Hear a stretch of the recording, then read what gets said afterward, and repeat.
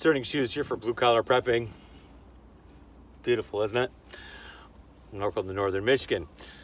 And today we're going to talk about something that is all over, the internet, social media, the interwebs, and it's full of fear-mongering and almost war profiteering and irrational conspiracy foolishness that, quite frankly, Her Highness is pretty much just blocking all the posts. So the virus that shan't be named,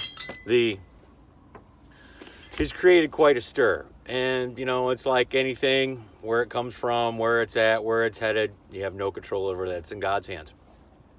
Having said that, there's a lot of things that we do here at Blue Collar Prepping, myself specifically, where we prep for things like hurricanes, tornadoes, flash floods, where we're bugging out from our homes, or we're bugging in, whereas the world as we know it and society will come to a grinding halt.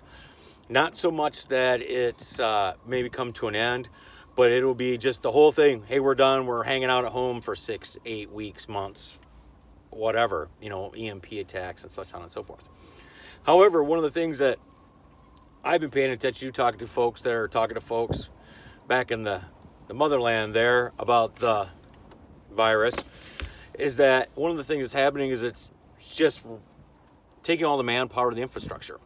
Here in the United States, everything's on a 3-day cycle, specifically food and fuel. So in 3 days from now, your local gas station or your local grocery store will be getting another delivery of food and fuel. And so we've come to expect that.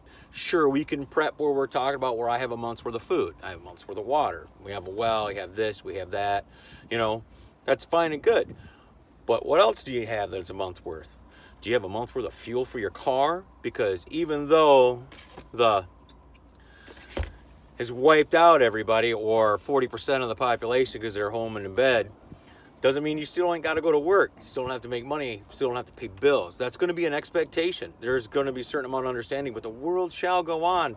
And that's kind of some of the bad things about things like this that we don't take seriously when things like the virus come along and just go, hey, guess what? There's a new paradigm.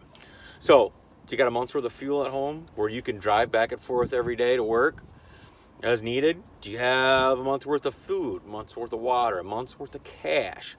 On some things like this, everything that I'm reading about the virus and its debilitating effects, it's like money's still changing hands, people still are working, people are still producing.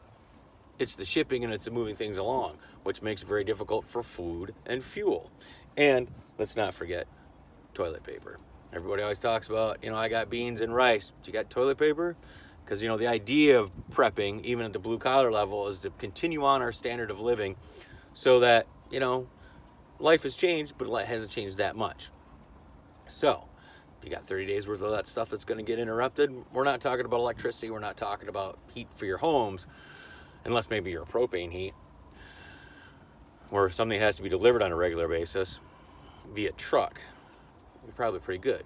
But, got to get to work, got to do all these things. Society hasn't stopped. It just slowed down, and a lot of times we forget about that. So anyway, I've rambled on enough about this is the Discerning Shootist, Blue Collar Prepping. Be good, be safe. You can't be safe, be good and dangerous.